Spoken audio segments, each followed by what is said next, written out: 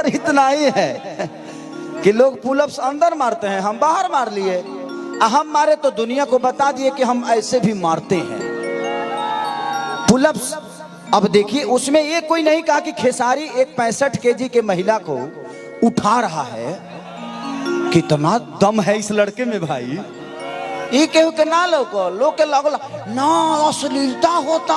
दोस्तों खेसारी लाल यादव का एक वीडियो काफी तेजी से सोशल मीडिया पे वायरल हुआ है, जिसमें आकांक्षा पुरी और खेसारी लाल यादव अश्लील तरह से वीडियो बनाकर इंस्टाग्राम पे पोस्ट भी किए हुए थे, जिसकी वजह से लोगों के मन में तरह तरह का सवाल भी खड़ा हो रहा था। दोस्तों मेरे चैनल को अभी तक सब्सक्राइब नहीं किया तो मेरे चैनल को सब्सक्राइब जरूर कीजिएगा। दोस्तों मैं आपको बता दूं तभी हाल ही में खेसारी लाल यादव एक स्टेज शो के दौरान इस बात को लेकर लोगों ने सवाल भी करना शुरू कर दिया कि खेसारी लाल यादव मजाक बनाते हुए लोगों के बातों को हवा में उड़ा दिया। दोस्तों खेसारी लाल यादव को इस तरह का वीडियो पोस्ट करना सही है या गलत, हमारे कमेंट बॉक्स में कमेंट करके जरूर बताइए। तब तक मिलते हैं अगले नेक्स्ट वीडियो में।